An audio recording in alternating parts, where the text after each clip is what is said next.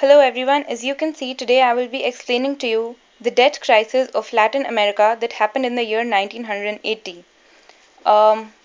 First, let us see what the term debt crisis means. Debt crisis is nothing but a situation when a country cannot repay interest on its debt commitments. Now, in the year 1980, what happened was three Latin American countries, namely Brazil, Mexico, and Argentina, had borrowed money from international creditors for undertaking industrial projects in the year 1970. And the amount that was being borrowed was so high that by the year 1980, the external debt of these countries was almost 50% of their GDP, which is, well, huge. And the most of the amount borrowed was borrowed by dictatorship form of governments. Now, let us see where the crisis began. In the year 1970, the world economy went into depression, as a result of which the oil prices rose immensely by almost 300%.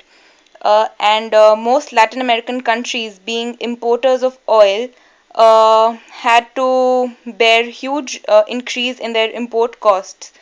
Now, what happened as a result of this was there was a economic slowdown and they struggled to repay debt since their import costs had risen, and secondly, they were under heavy external debt burden.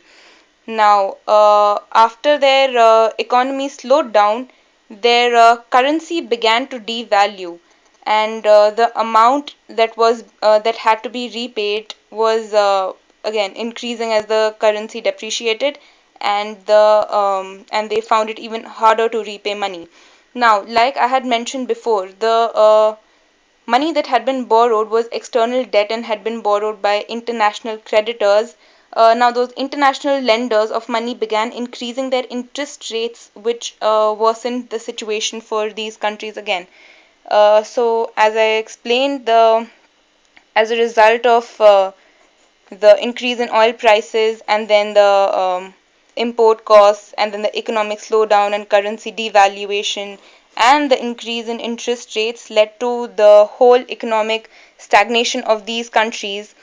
And now, well, what happened next was to rescue these countries. We had IMF, which is the International Monetary Fund, which agreed to lend money to these countries on situations on conditions of privatization and removal of trade barriers. Thank you.